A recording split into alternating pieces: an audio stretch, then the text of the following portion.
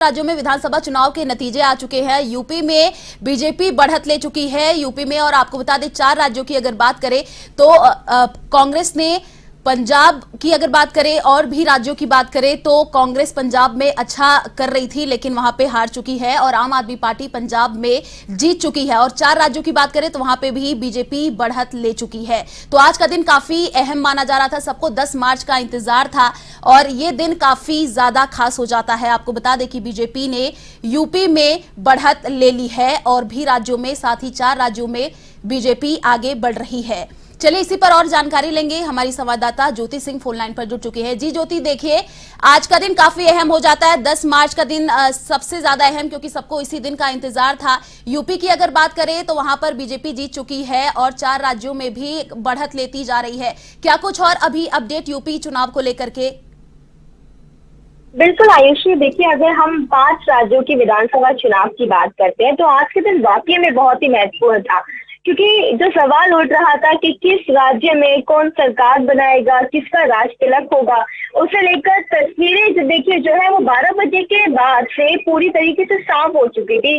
और अब देखिए शाम का वक्त है और ऐसे में जहां पर लड्डू बंटने थे वो बट चुके हैं, जहां पर ढोल नगाड़े बजने थे वो बज चुके हैं। और देखिए अभी भी जश्न का माहौल जो है कई पार्टी ऑफिस में देखिए मनाते हुए वहां पर दिखाई दे रहा है। देखिए यूपी की आपने बात कही तो यूपी के बारे में बताऊं, देखिए पहले से ही एग्जिट पोल सारे ये दिखा रहे थे कि बीजेपी बहुमत के साथ सरकार बनाएगी यूपी में। वहीं अखिलेश यादव की पार्टी सपा की बात करें तो देखिए टक्कर देते हुए जरूर दिखाई दी, लेकिन शाम होते होते वो भी कुछ सीटों पे आके सिमटती हुई दिखाई दी और कांग्रेस को पछाड़ते हुए, सपा को पछाड़ते हुए भाजपा ने अपनी बहुमत के साथ सरकार एक बार फिर से सरकार में वापसी कर ली है और वहां पर सरकार बनाती हुई दिखाई दे रही है। देखिए आइए से बात करते हैं उत्तराखंड की। उत्तराखंड का देखिए इतिहास जो रहा वो राजस्थान की तरह रहा कि एक बार सत्ता में जब सरकार रहती है वो वापसी नहीं कर पाती है, लेकिन भाजपा जिस तरीके से उसने कार्य किया, जिस तरीके से विकास की तरफ आगे बढ़ती हुई दिखाई दी भाजपा,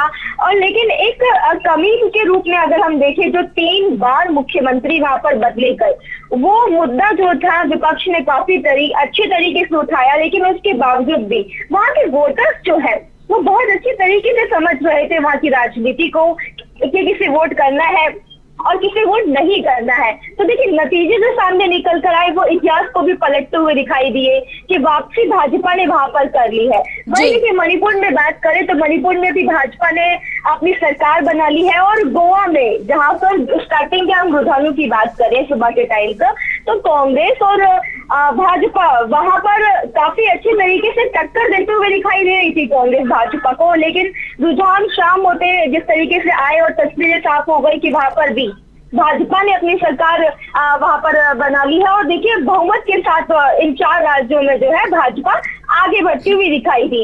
अब पंजाब के बारे में बात करते हैं आयुषी, तो देखिए पंजाब में नई पार्टी आम आदमी पार्टी जो सिर्फ दिल्ली में ही सरकार है जिसकी, और उसने पंजाब में भी बहुमत के साथ एक अकेली पार्टी। और दूसरा ये सवाल होता है कि देखिए वो नई पार्टी थी और जिसको लेकर सभी पार्टियों ने दबाने की कोशिश करी आम आदमी पार्टी को, बहुत सारे सवाल भी करे कि वो नई पार्टी है, दिल्ली में अच्छे तरीके से काम नहीं कर पा रहे हैं, लेकिन अरविंद केजरीवाल ने पूरी प्लानिंग कर रखी थी कि किस तरीके से उसको पंजाब में विधानसभा चुनाव लड़ना है। तो उन्होंने अपना दिल्ली मॉडल वही वो पंजाब लेकर गए और पंजाब के जो वहाँ की जनता है वहाँ समझाया और बताया। और यूँ कह सकते हैं आयुषी के जो फ्री का एक लॉलीपॉप था वो वहाँ की जनता को पसंद आया, क्योंकि दिल्ली में फ्री बिजली है, फ्री पानी है। और उसके बाद देखिए बात शराब की बात करें, एक बोतल के ऊपर एक बोतल शराब। और देखिए पंजाब में ये कहा जाता है कि नशा भी एक बहुत बड़ा मुद्दा वहां पर रहा। तो देखिए भगवंत मान को लेकर कई तरीके के सवाल भी उठाए गए, लेकिन जब मुख्यमंत्री अरविंद केजरीवाल ने भगवंत मान को मुख्यमंत्री का चेहरा घोषित कर दिया तो उसी की बात से ही जनता का मूड भी वहां पर बदलते हुए दिखाई दिया। हालांकि ये वहां पर भी अटकलें लगाई जा रही थी कि चन्नी के फेस पर वोट मिलेगा, क्योंकि कांग्रेस ने एक दलित चेहरा उतारा है लेकिन कहीं ना कहीं कांग्रेस को वो अंतरकला जो है वो ले डूब गई, क्योंकि जिस तरीके से जो 4.5 साल तक मुख्यमंत्री रहे कैप्टन अमरिंदर सिंह, उनको लेकर सिद्धू के मन में जिस तरीके से खटपट देखी गई और सिद्धू ने ठान ली कि कैप्टन अमरिंदर सिंह को हटाना है। कैप्टन अमरिंदर सिंह देखिए चले गए पार्टी छोड़कर, फिर आला कमान ने सिद्धू के कहने पर उनके मनपसंद जो चेहरे थे चन्नी को आगे लेकर आए, लेकिन देखिए चन्नी भी सिद्धू को कुछ ज्यादा खास रास नहीं आए। उसको लेकर भी अंतरकला पंजाब में इतनी सामने निकल कर आई कि एंड मोमेंट तक कांग्रेस ने अपना सीएम फेस जो था वो नहीं अभी तक, मतलब कब तक जो था वो आगे सामने लेकर आए थे। लेकिन जब राहुल गांधी वहां पहुंचे और चुनाव से कुछ दिन पहले ही चन्नी का चेहरा उन लोगों ने घोषित किया और सीएम चेहरा चन्नी को लेकर आया। लेकिन देखिए ये होता है कि तब तक बहुत देर हो चुकी। कांग्रेस आज जो 5 राज्यों में चुनाव में अपनी हार का जो मुंह देख रही है वो कहीं ना कहीं कांग्रेस की अंतरकला है, क्योंकि कांग्रेस के नेता दूसरी पार्टी से नहीं बल्कि वो आपसी पार्टी में आपसी नेताओं से लड़ते रहते हैं। पंजाब की बात करें तो देखिए खुद विधायक जो मदन लाल है उन्होंने कहा कि अगर चन्नी हारते हैं तो चन्नी ही जिम्मेदार होंगे। यानी कि कांग्रेस के जो नेता है वो एक दूसरे को सपोर्ट करने की जगह एक दूसरे की पैर खींचते हुए दिखाई दे रहे थे, जिसकी वजह से मिसमैनेजमेंट की वजह से आज 5 राज्यों में कांग्रेस जो है वो हार का मुंह देख रही है। और देखिए विधानसभा चुनाव की अगर हम पंजाब की बात करें तो विधानसभा सीट जो फतेहगढ़ है, चूड़िया से जो टकसाली कांग्रेस नेता है चन्नी सरकार में वो कैबिनेट मंत्री भी रहे हैं तृप्त राजेंद्र सिंह बाजवा, वो अपने प्रतिद्वंदियों से देखिए वहां पर हारते हुए दिखाई दे रहे हैं। और 5545 सीटों का अंतर, देखिए ये सीटों का अंतर बहुत मायने रखता है। तो ये देखिए हर कोई जो वहां पर मौजूदा विधायक है वो भी हारते हुए दिखाई दे रहे हैं। देखिए एक हॉट सीट और मानी जा रही थी, सोनू सूद की बहन वो भी कांग्रेस की तरफ से चुनाव में उतरी थी और वो भी हारते हुए वहां पर हार गई। तो देखिए वहां एक कहीं ना कहीं कह सकते हैं कि जो मैनेजमेंट था वो एक अच्छे तरीके से नहीं हुआ, जिसकी वजह से कांग्रेस को हार का मुंह देखना पड़ा है। और लेकिन जब कांग्रेस से बात करी गई तो कांग्रेस के नेता इस बात को स्वीकार रहे हैं कि कहीं ना कहीं मैनेजमेंट नहीं हो पाया। और दूसरा जो लोग अंतरकला है वो एक बहुत बड़ा मुद्दा बनते हुए दिखाई दी। उत्तराखंड में आज कांग्रेस जो कल तक जीत रही थी वो आज हार गई है।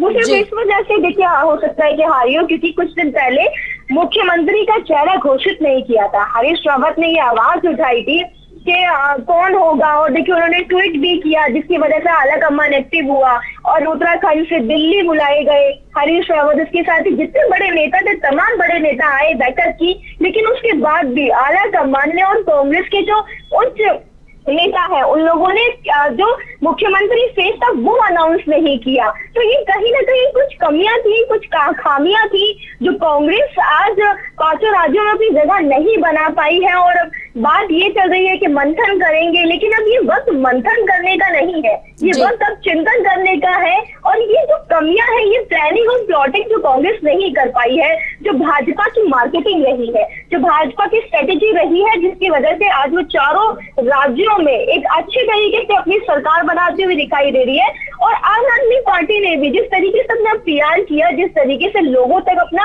एक क्लियर मैसेज पहुंचाया, वो इन पार्टियों को जो जिस तरीके से अपना पीआर कर रही है तो कांग्रेस को थोड़ा और अच्छा करना चाहिए। और आज के जो 5 राज्यों के विधानसभा चुनाव के जो नतीजे थे वो कुछ जगहों पर वो एग्जिट पोल के मुताबिक आए और देखिए कई जगह पे चौंकाने वाले भी आए, क्योंकि आम आदमी पार्टी जीत हासिल कर रही है लेकिन बहुमत के साथ जीत हासिल करेगी, ये भी एक चौंकाने वाली बात है। और जिस तरीके से आम आदमी पार्टी का एक हौसला बुलंद हुआ है और जिस तरीके से ढोल नगाड़ों के साथ ये स्वीकार किया है आज का रिजल्ट आम आदमी पार्टी ने और भाजपा ने, देखिए कांग्रेस अपनी हार को स्वीकार करते हुए दिखाई दे रही है। जी ज्योति, अगर देखिए बात की जाए यूपी की, सबकी निगाहें यूपी पे थी।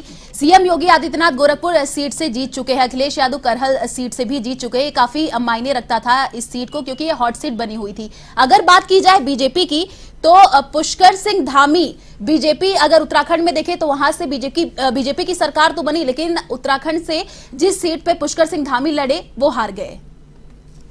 बिल्कुल आयुषी, देखिए उत्तराखंड की अगर हम बात करें तो भले वहां पर भाजपा ने जीत हासिल कर ली हो, लेकिन वहां के जो मुख्यमंत्री थे मौजूदा, उनकी जो सीट थी खटीमा, वो वहां से हार चुके हैं। और देखिए, ये एक हार का सामना करना, वो भी मौजूदा मुख्यमंत्री के लिए, ये बहुत बड़ी बात होती है कि आखिर जनता ने भाजपा को तो स्वीकार किया लेकिन वहां के मुख्यमंत्री को स्वीकार नहीं किया। तो ये अपने आप में ही बहुत बड़ा सवाल है। और ऐसे में मुख्यमंत्री अब कौन होगा, मुख्यमंत्री का अब चेहरा कौन होगा? क्या भाजपा फिर से वो पुष्कर सिंह धामी पर अपना दांव खेलेगी? क्या फिर से अपने मुख्यमंत्री के चेहरा पुष्कर सिंह धामी को चुनेगी? ये सोचने वाली बात है। लेकिन देखिए, वही सूत्रों के हवाले से जो खबरें आ रही हैं, जो पहले केंद्रीय मंत्री रह चुके हैं निशंक पोखरियाल, उनका नाम सामने आ रहा है कि हो सकता है कि कुछ ही दिनों में एक नए मुख्यमंत्री का चेहरा भाजपा सामने लेकर आएगी, घोषित करेगी। क्योंकि जिस तरीके से पुष्कर सिंह धामी हार रहे हैं, तो नहीं सकता है ऐसा कि भाजपा दोबारा से पुष्कर सिंह धामी पर अपना दांव लगाएगी। आयुष जी ज्योति, देखिए 4 राज्यों में बीजेपी अपनी सरकार बना रही है और दिल्ली का रास्ता कहीं न कहीं लखनऊ से होकर के गुजरता है। तो अगर यूपी में बीजेपी ने कब्जा जमा लिया है तो आपको क्या लगता है कि लोकसभा चुनाव पर इसका असर पड़ेगा? बिल्कुल, देखिए, अगर लोकसभा चुनाव की बात करें तो ये वाले विधानसभा चुनाव जो थे, ये 5 राज्यों के विधानसभा चुनाव, इनको सेमीफाइनल समझा जा रहा था लोकसभा चुनाव, ताकि जो पार्टी इसमें सबसे अच्छा प्रदर्शन करेगी वो पार्टी लोकसभा में भी अच्छा अपना प्रदर्शन करेगी। तो देखिए, प्रेजेंटेशन के हिसाब से अगर हम देखें तो भाजपा बहुत अच्छा अपने आप को प्रेजेंट किया है। लेकिन एक सवाल ये भी उठता है कि यूपी के अंदर सबसे ज्यादा बेरोजगारी देखी गई, सबसे ज्यादा वहां पर पूरे देश भर में महंगाई का मुद्दा देखा गया, उन 5 राज्यों में भी देखा गया।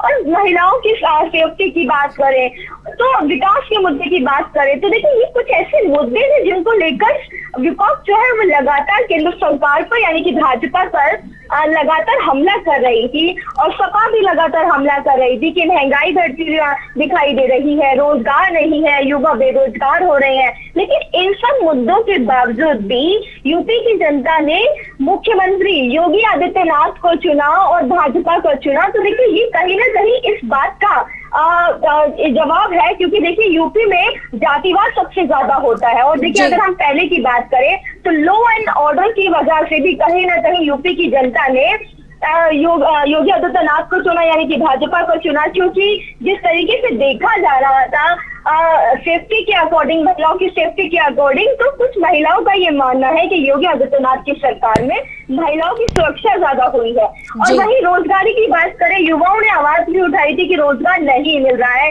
लेकिन आयुष, कहीं ना कहीं सबसे बड़ा मुद्दा जो रहा वो जातिवाद से भी ऊपर जो रहा वो रहा हिंदुत्व, कट्टर हिंदुत्ववादी जो वहां पर देखा गया यूपी में, वो सबसे बड़ा मुद्दा रहा। क्योंकि यूपी में जिस तरीके से चुनाव के नतीजे आए हैं वो बेरोजगारी, विकास, महंगाई, इन सब से परे हटकर हिंदुत्ववादी पे यानी कि धर्म के आधार पर यूपी के जो नतीजे आए हैं, जो वोटिंग हुई है वो उसी पर हुई है।